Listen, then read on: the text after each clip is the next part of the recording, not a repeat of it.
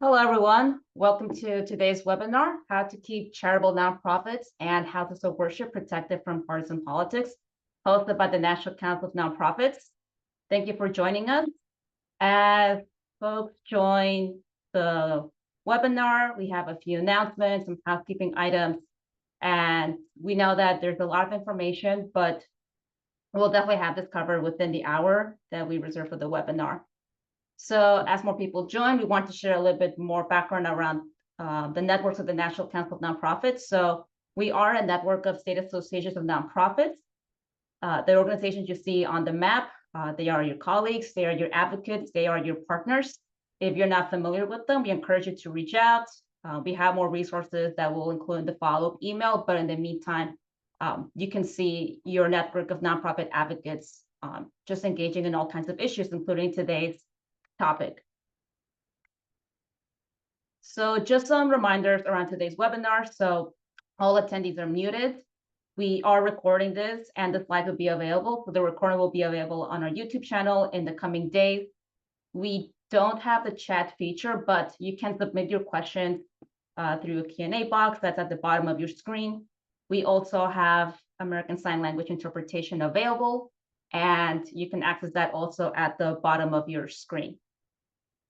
So with that said, let's just get right into it. So before we officially kick off the webinar, we're going to hear some remarks from the National Council of Nonprofits President and CEO, Diane Yentel, to talk a little bit more about the importance, exactly that, the importance of the Johnson Amendment. Thanks, Diane. Great. Thank you, Jessica. And thanks to everyone for joining this webinar. So I'm Diane Yentel. I'm President and CEO of the National Council of Nonprofits. And at NCN, we champion, inform, and connect organizations across the country to protect and advance the sector. So we work to support nonprofit organizations in maintaining and expanding the essential work that you do every day in all of our communities. And as Jessica shared, our closest, our most essential partners in this work are our network of state and regional associations of nonprofits. We have 55 state or regional associations throughout the country. Together, we have a combined membership of over 33,000 nonprofit organization members, making us the largest network of nonprofits in North America. So if you aren't yet a member of your state or regional association of nonprofits, please join them today. You can find the list and contacts on our website. And joining your state or regional association of nonprofits is really the best way for you to stay involved on all happenings impacting the work of nonprofits at the federal, state, and local level, and ways to take action. So we are all here today because we understand and value the vital work of nonprofits. In communities across the country, nonprofits get it done, filling in the gaps that government and the private sector alone can't. Nonprofits help communities rebuild after natural disasters, assist domestic violence survivors, connect low-income Americans to food, shelter, healthcare. They enhance our communities through arts, culture, spiritual sustenance, and more. And all of this important work, these important missions, should be the top priority of nonprofits, but their work is threatened, not only by actions by the current administration and some in Congress to reduce funding, threaten tax-exempt status, and more, but also by some in the administration and some in Congress attempting to remove a critical law called the Johnson Amendment that protects nonprofits from partisan politics.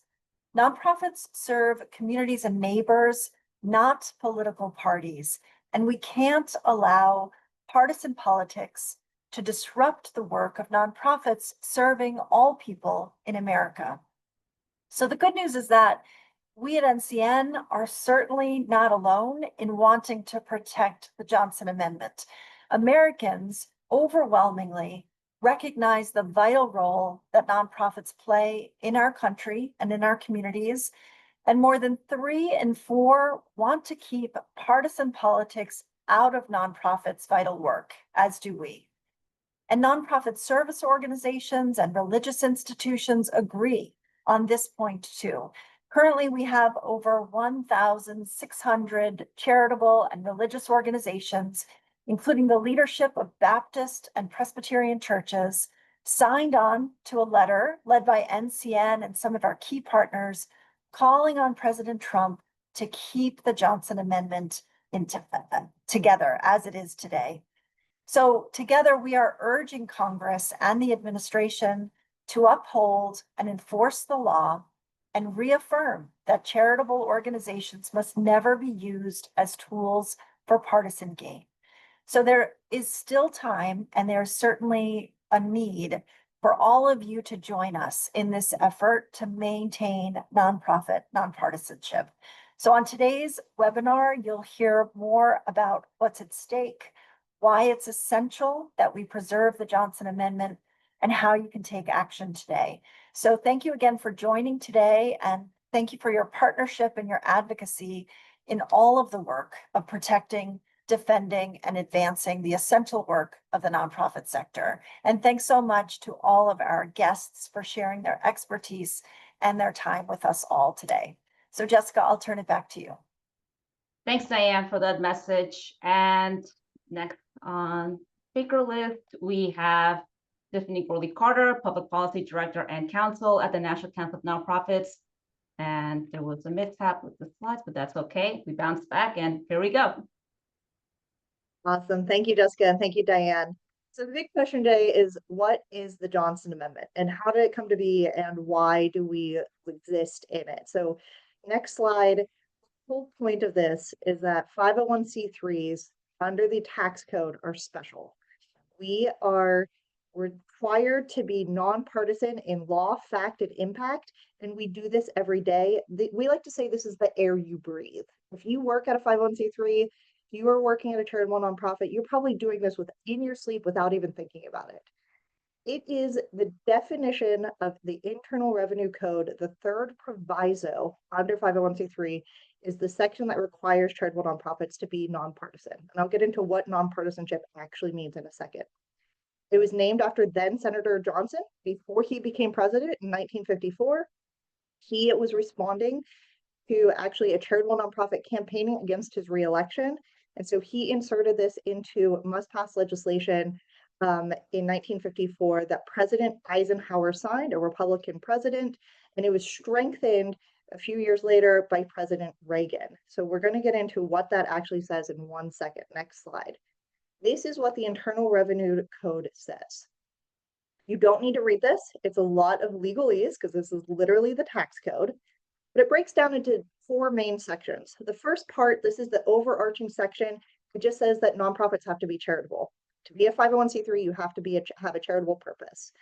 And this sets C3s apart from all the other Cs. So there's actually 501c, there's 29 sections under 501c. C3s are the only ones that have to have a charitable purpose. That's why we say we are charitable nonprofits. We have to have a nonprofit. That's the nonprofit part of nonprofits. You can't actually have any private endowment. You can't make money off of it. And then there are some limitations on what you can and cannot do whenever it comes to lobbying. What we care about today is the third proviso, as I just mentioned. Next slide. And this is where it's at. It's at the very bottom. It's pretty simple to understand. Next slide. And I'm going to read it to you aloud so that it can really soak in. Once again, you're going to get these slides. You're going to get this recording. You don't need to write this down really fast. Okay. To be a charitable nonprofit under 501c3, you are agreeing to not participate in or intervene in, including the publishing or distributing of statements, any political campaign on behalf of or in opposition to any candidate for public office. This boils down to the very simple statement that you cannot support or oppose a candidate for public office. That's it. That's all it says.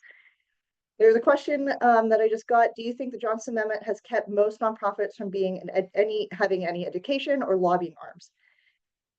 The Johnson Amendment is this specific provision dealing with nonpartisanship specifically, saying that you cannot support or oppose a candidate for public office. What that question is getting to is the second proviso saying that there's some lobbying requirements, some lobbying limitations. And that is what is the crux of why people get it a little confused. But whenever it boils down to it, it simply says you cannot support or oppose a candidate for public office. Next slide. So this is what it actually means. To agree to be a 501c3, to be set apart, to get this specific benefits of C3s, to say that you are agreeing to be nonprofit, having some restrictions, but mostly to be nonpartisan. And in that agreement, what you get, your benefit is that you get to have federal income tax exemption. And number two, no other type of organization gets this. You receive tax deductible donations. That is the key to this. It is a tax subsidy under the federal code that is allowing you to receive tax deductible donations. No one else can do it. And in that agreement, you are agreeing to be nonpartisan. Next slide. So how does this play out in real life? You can advocate. I'm telling you right now, you can and should, and everybody should be advocating every day because you are working for a nonprofit. What is advocacy? It's simply, who can I talk to today to advance my mission? You do that every day. You live your mission, right?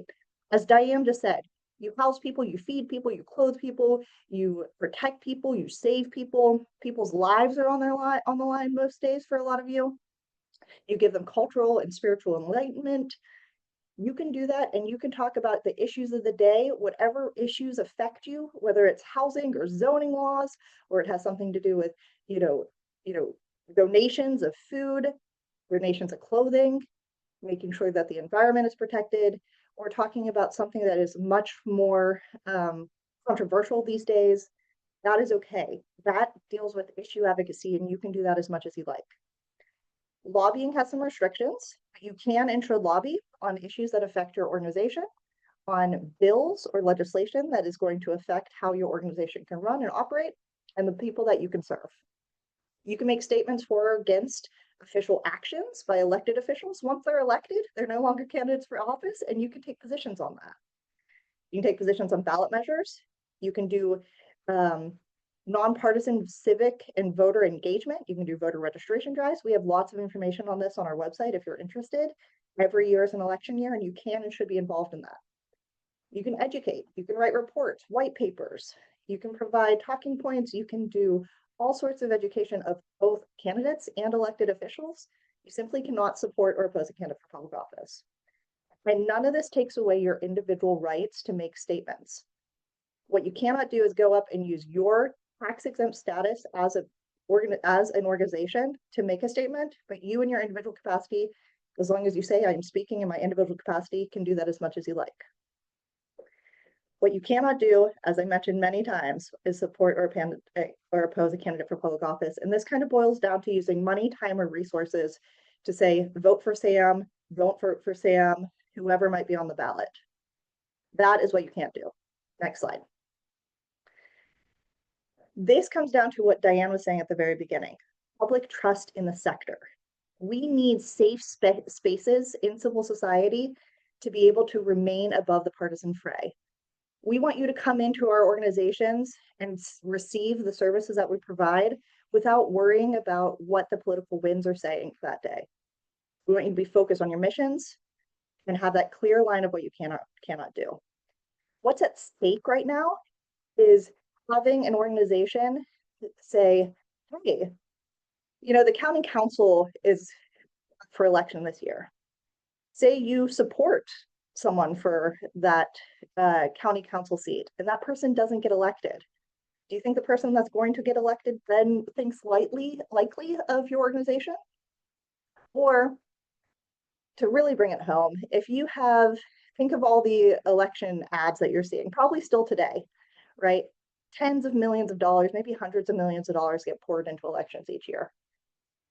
Now consider that every single dollar would get a tax deductible donation under this. That's what's at stake. Those elections, those ads would now be a tax benefit using your organization's name to be able to support or oppose a candidate. The arguments against it, why we're talking about today, is there's these threats coming.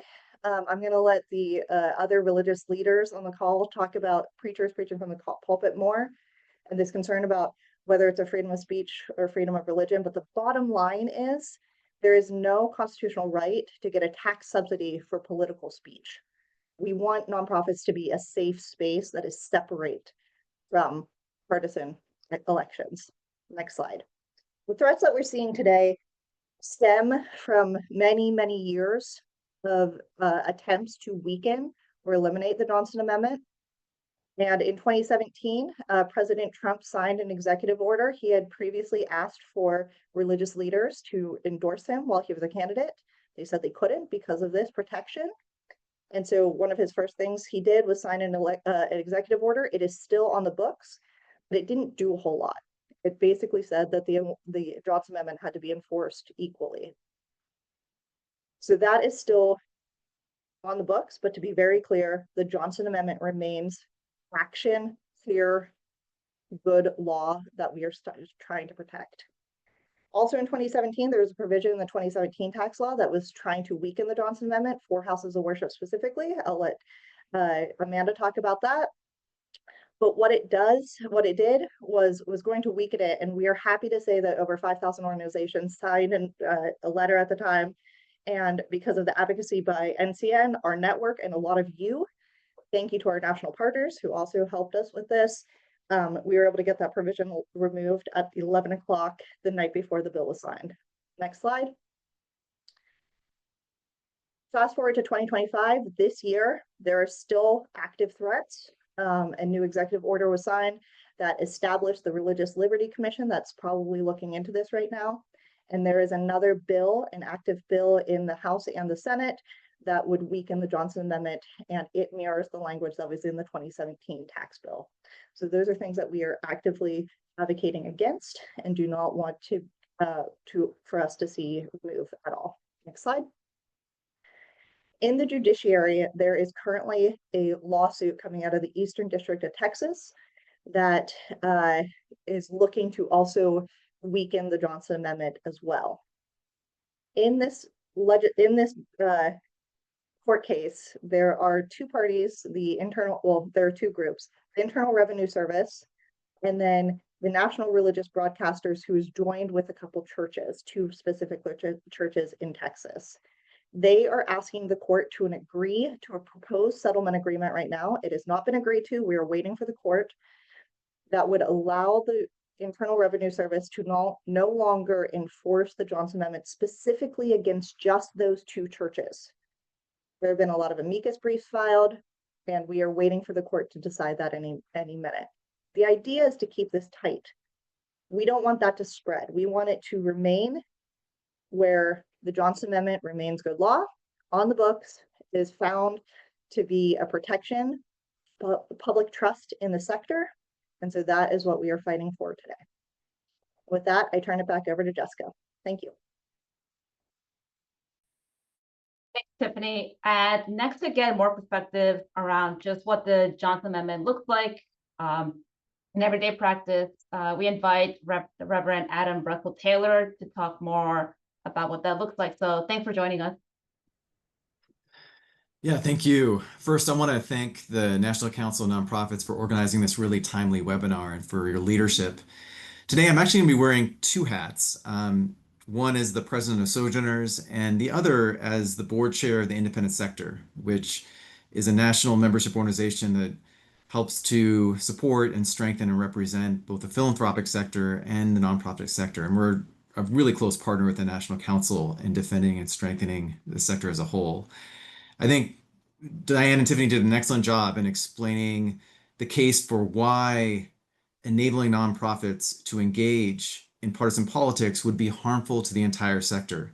And I just want to really quickly bolster the argument they made by specifically mentioning a poll that the independent sector put out last year that found widespread support for the Johnson Amendment across the political spectrum. We found that 76% of Democrats and 73% of independents and Republicans support the Johnson Amendment. And based on this polling and other evidence, we strongly agree that knocking down the wall between the charitable sector and political campaigning would indeed erode public trust, it would heighten the perceived risk of corruption, and it would jeopardize relationships between service providers, volunteers, and the communities they serve. Now, primarily today, I want to speak wearing my hat as the president of Sojourners, as a faith leader. We are a Christian ecumenical organization that has a publication arm and an advocacy arm that seeks to inspire Christians of all traditions to put their faith into action for justice and peace. And as a faith leader, I take the Johnson Amendment very seriously and believe that it is absolutely critical, not just from the standpoint of protecting the First Amendment or the nonprofit sector, but also as a critical way of protecting the integrity of our faith-based organizations and our congregations. I want to start with a quote that captures what I think is the healthy and extremely important role that houses of worship and faith-based organizations play in our body politic. Dr. Martin Luther King Jr. famously proclaimed that the church at its best is called not to be the master or the servant of the state, but to be the conscience of the state. And I actually think that you could substitute the word church with a synagogue or a mosque or a temple or other houses of worship. What Dr. King is capturing in this quote is the degree to which religious organizations at their best do in fact serve as the conscience of our state. In other words, they so often defend the welfare of the most vulnerable and marginalized. They uphold the dignity of people and have so often fueled social movements that have helped enable our nation to live more fully into its creedal promise of liberty and justice for all. And the problem is that by removing or weakening the prohibition around congregations using their tax-exempt resources to engage in partisan politics, it would inevitably lead them to try to seek to become the master of the state. And sadly, in the process, would end up reducing many religious organizations and institutions into becoming the servant of partisan agendas. Now, I'm glad that Tiffany emphasized this does not mean that as faith-based organizations or congregations, we can't engage in advocacy efforts on behalf of causes and issues we care about. In fact, we can and we should. But what I am saying is there is a danger in congregations engaging in partisan activity. Similar to the nonprofit sector, that would erode trust in our congregations and in our faith-based institutions. It would erode our capacity to serve as a conscience, to serve as bridge builders, and even to serve as trusted service providers. And from my view as a reverend within the Christian tradition, I also believe that it would harm the very cause of evangelism, of spreading the good news of Jesus. Now, fortunately, I am far from alone in holding these concerns as a faith leader. In fact, the vast majority of Christian leaders agree with me. A May 2024 Evangelical Leader Survey found that the vast majority of evangelical leaders say that pastors should not endorse politicians from the pulpit. The National Association of Evangelicals asked a similar question in its February 2017 Evangelical Leaders Survey, and they found that 89% answered no to the question, should pastors endorse politicians from the pulpit? I want to quote the current president of the NAE, Reverend Walter Kim, who said, "The pulpit should be used in a prophetic manner, bringing the gospel to bear on today's complex cultural issues. Church leaders should inform, uplift, and draw people into deeper discipleship that impacts how they engage in their communities, including how they vote. Endorsing a political candidate is rarely helpful and most often breeds division." Now, I want to be real with you. If we kind of look at the state of the religious community and of churches in particular in 2025, we already are seeing a troubling trend where some churches and pastors are compromising their own witness by entering into the fray of partisan politics. And that trend is sadly not a new one. But imagine a future where the guardrail of the Johnson Amendment is no longer there, and churches can openly and brazenly engage in partisan activity. Imagine in that future that pastors receive pressure and potentially even bribes to use their tax-exempt resources to endorse and promote particular candidates from the pulpit and beyond. Imagine congregations using their tax-exempt resources to campaign actively for candidates and essentially becoming tax-exempt arms of political campaigns. Imagine acrimonious debates breaking out within congregations about who should be endorsed, which would only exacerbate so many of the divisions that are already embroiling, sadly, many of our congregations around the country. We can imagine so much more. And what this boils down to is that this does become a matter of faith. We simply cannot achieve our mission and witness of our faith institutions if we allow the Johnson Amendment to be erased. So I want to close by kind of offering what I hope will be an alternative vision, one that can only be realized if we maintain the longstanding restrictions and prohibitions of both congregations and the nonprofit sector from engaging in partisan activity. I believe that it is critical, as I mentioned before, that religious organizations engage in advocacy efforts on a whole range of different causes. I think that there is a misapprehension, which is understandable within many congregations, that engaging in advocacy will automatically corrupt their faith. But the solution, I believe, in this moment is not for congregations to become apolitical. Instead, it is to fiercely resist the temptation of partisan entanglement and partisan activity. Sojourners brought together a really broad cross-section of Christian denominational leaders and faith-based organizational leaders about 2 years ago to really reflect on how we can model a healthier form of Christian civic engagement in politics. And we developed a statement of principles and a call to action called a call to civic discipleship. And I want to close by reading it because I think it offers both a kind of warning of the dangers, but also points to how we can engage in a healthier way. The statement reads, as Christian leaders representing a diverse cross-section of the church in the U.S., we are firmly united in our belief that Jesus Christ is Lord and that this shared belief should supersede our partisan leanings and political views. We share a commitment to redeem the witness of the church, replacing a lordship of political party or ideology with the sovereignty of Christ. We believe that voting and civic engagement are important parts of discipleship and serve as acts of stewardship, rooted in our shared commitment to honoring the image of God in each human being. The statement goes on to lay out a whole series of principles that would enable the church, but I think this also applies to synagogues and to mosques and more, to engage in our politics in ways that prevent us from being used, to be political but not allow ourselves to be partisan, and to be principled without becoming overly ideological. That is the kind of engagement that would truly enable us in the Christian tradition speak to become and serve as salt and light in our politics.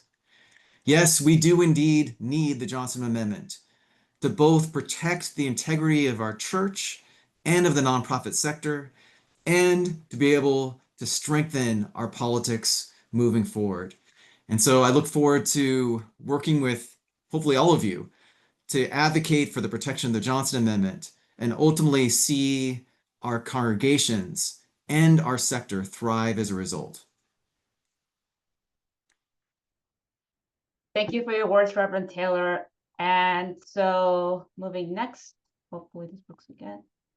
Our next speaker is Amanda Tyler, Executive Director of the Baptist Joint Committee for Religious Liberty. I think I see Amanda. Yeah. Thank you so much, Jessica. And thank you to everyone at the National Council of Nonprofits for your long partnership in this work, for your strong advocacy for nonpartisanship for all nonprofits, and to all of you for the vital work that you do day in, day out. I have been so honored to get to work alongside National Council of Nonprofits since 2017. I started in my role as Executive Director of the Baptist Joint Committee for Religious Liberty in January 2017. And it was on February 2nd, 2017, that President Trump in his first term made a public speech vowing to try to get rid of the Johnson Amendment. And it was since then that I immediately got to work, and we at BJC, Baptist Joint Committee, came alongside National Council of Nonprofits in this work, particularly opposing the legislative effort that Tiffany referenced earlier that put forward and tried to change the law when it came to nonpartisanship for the nonprofit sector. we at BJC helped organize faith communities to raise their alarms, many of the alarms that Adam Taylor just spoke to about why they had deep concerns about changing the law in this way. And it was because of the strong advocacy of the entire nonprofit community, including faith leaders, that effort was rejected at the very last moment in that tax bill. And I think that lesson also helped it keep it out of the budget reconciliation bill that passed earlier this year as well. I changed my name here on the webinar so you could reference at your leisure later our full collection of resources that date back to 2017 that show opposition from the faith community to changing the law around nonprofit nonpartisanship. You can find that online at bjconline.org/Johnson Amendment. Our advocacy for nonprofit nonpartisanship comes out of our broader mission of defending and extending religious freedom for all people, bringing our Baptist witness to bear that the best way to protect everyone's religious freedom is insisting on a strong separation of church and state and making sure that religion is not established by government, but also to protect the free exercise of religion.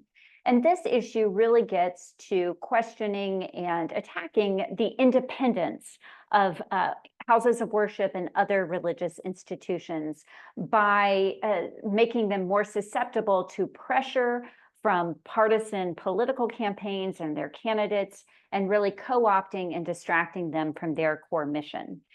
So in my brief remarks today, just to add to all of the excellent information that you have already, that's already been shared here today, I wanted to first kind of myth bust two common myths that we hear about the Johnson Amendment, particularly when it comes to religious organizations and houses of worship in particular, because we often see that attempts to change the law when it comes to houses of worship are really just trying, the opening that will then be exploited to change the law when it comes to all nonprofits. One recurring myth that we hear is, this is really just about free speech. Sometimes it's also couched as a freedom of religion argument, but often it's free speech, as the misnamed legislation from 2017, the Free Speech Fairness Act. But the truth is that many of the examples that are given when people claim that somehow free speech is being harmed by the Johnson Amendment, many of the examples they give are things that are permissible under current law. Under current law, pastors, of course, can speak to issues of moral concern from the pulpit, can speak to issues of the day, all of the things that Tiffany mentioned earlier when it comes to all nonprofits, those apply to houses of worship too. And most nonprofits, including houses of worship, can easily and regularly fulfill their mission while living within the parameters of that rule. And so we see this continuing argument, though, that this is really just about speech. And we see it, I'm going to read just very briefly from that court case that Tiffany referenced earlier, where the parties in that case, including the Internal Revenue Service, have filed a joint motion for a consent judgment. They argue there in this filing that bona fide communications internal to a house of worship between the house of worship and its congregation in connection with religious services do not mean a participating or intervening in candidates for public office. They say, quote, any more than does a family discussion concerning candidates. Well, when I read this, I thought immediately that this statement really shows not a very good understanding of how most religious organizations conduct their services now. Most religious organizations live stream their worship services, and even if they don't live stream often, and even if they do, they both then post the recording of those services online later. So these conversations rarely stay within the four walls of the congregation or just given in a live conversation, but are rather recorded and distributed for the sake of the congregation to get their mission and their message out to as many people as possible. And this trend has only increased since COVID-19 pandemic, when many houses of worship needed to increase their technology in order to continue their operations. And so this statement just doesn't comport with how most houses of worship actually operate. But so this is really not an issue of free speech. It is really an issue of campaign finance. That a change in the law would fundamentally change the way that both the campaigns are financed, but also how these religious nonprofits would operate.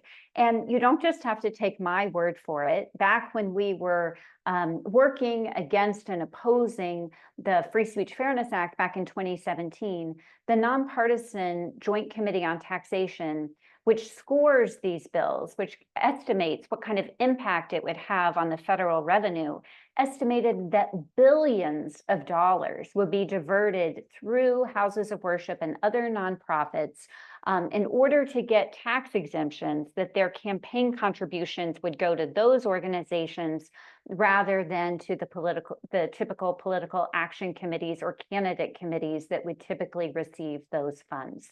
And so I think it's really important for us to refer back to that estimate and to see what really is at stake, that this really is about fundamentally changing campaign finance law.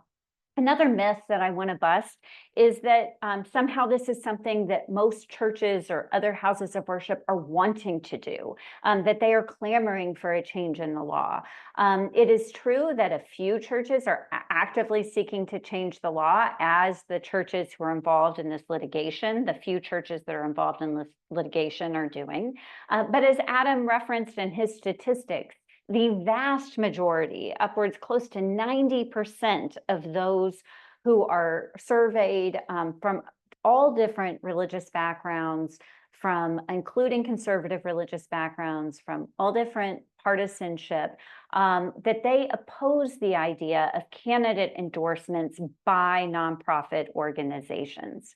And this comes for a number of different reasons, but one of them is there's so many ways that they can be involved in civic life, including in elections, in nonpartisan ways that don't interfere with or jeopardize their mission. And I wanted to answer one question I saw in the Q&A live here. There was a question about whether candidates could visit houses of worship or participate in candidate forums at nonprofits. And the IRS has issued all kinds of guidance on this very issue, that there are nonpartisan ways to engage in voter education and to promote voting that nonprofits can do without running afoul of the law. And so, the IRS, again, has issued lots of factors to look into, including being sure to invite all the candidates who might be on the ballot, that those are some of the best practices. But there's so many ways to be involved that fall short of actually participating or intervening in these candidate elections. And so this is not something that most houses of worship are doing now, and it's certainly not something that they're wanting to do more of. And that's because there are so many problems that would come with a change in the law. First, is particularly given what's going on with this court filing in the case in Texas, there is a lot of confusion being sown about what is the status of the law. So I want to be very clear that the law has not changed. As Tiffany said, that the judge has issued no ruling yet, as we record here today, on this joint motion for consent judgment. And even if that consent judgment is granted, it is not at all clear that it would apply to anyone beyond the parties in that lawsuit.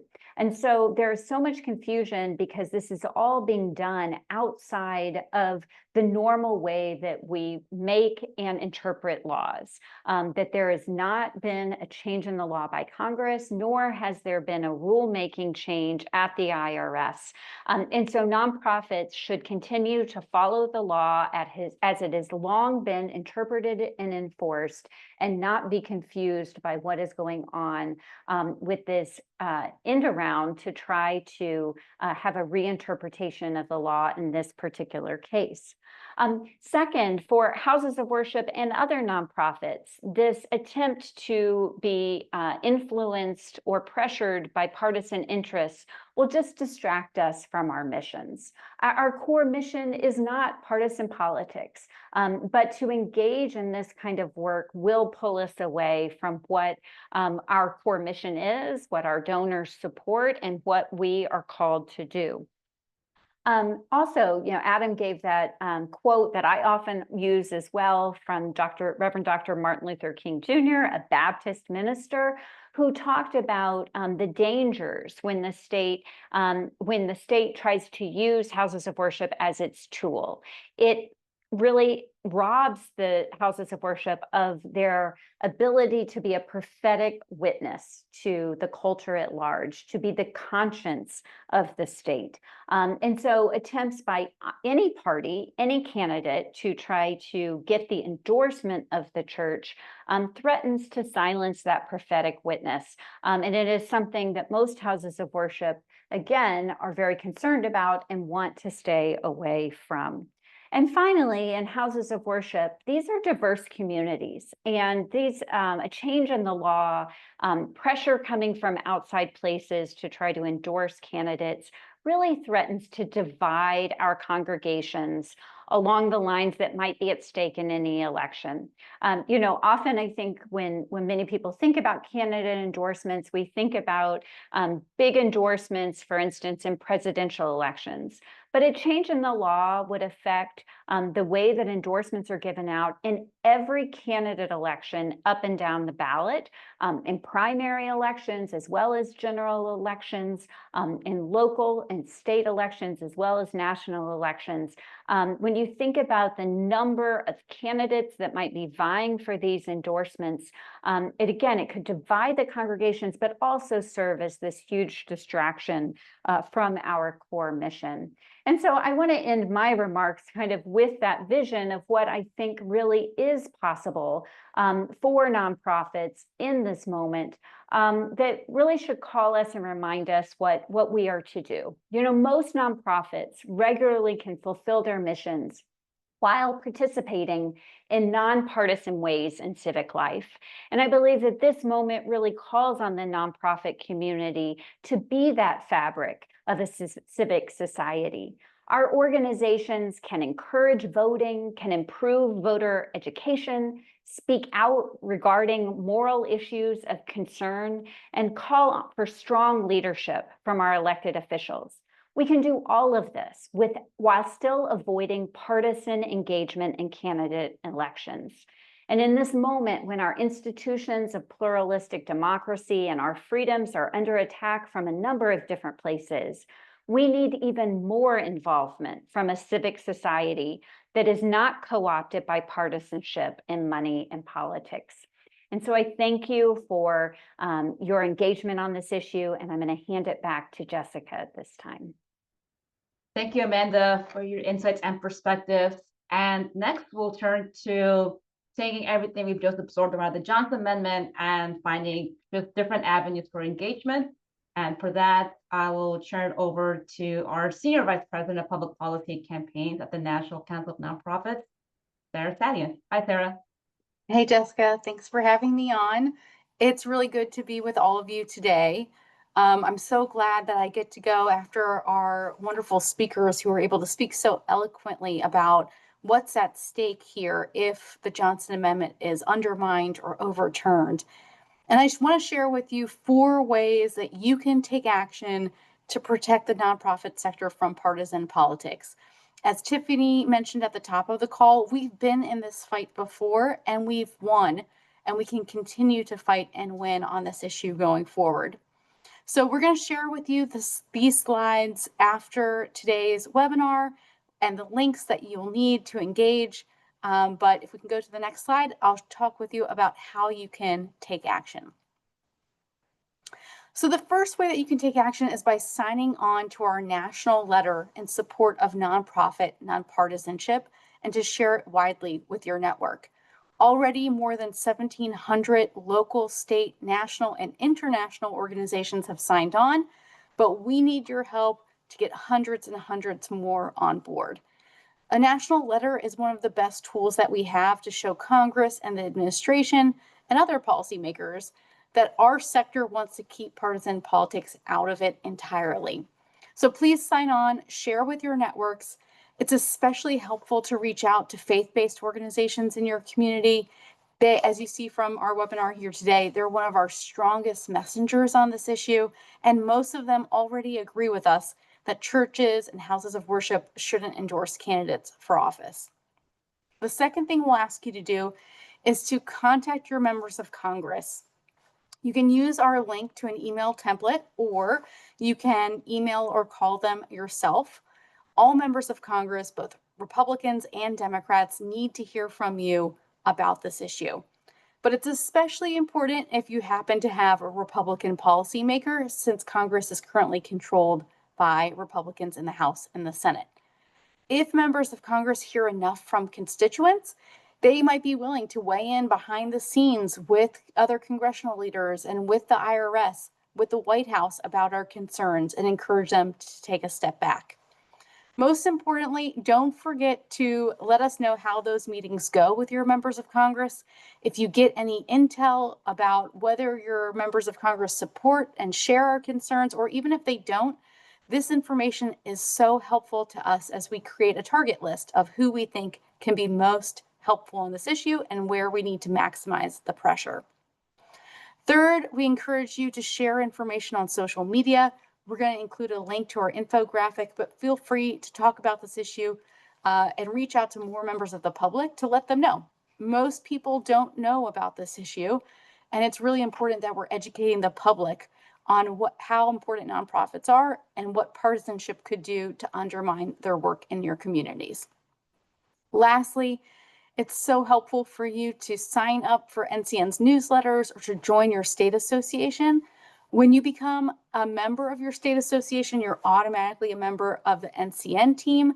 You'll get updates about all of the different events happening in Washington, D.C., all of the political matters, all the advocacy opportunities, and we'll share with you directly all of our resources to help you become the most effective, strongest advocate that you can be.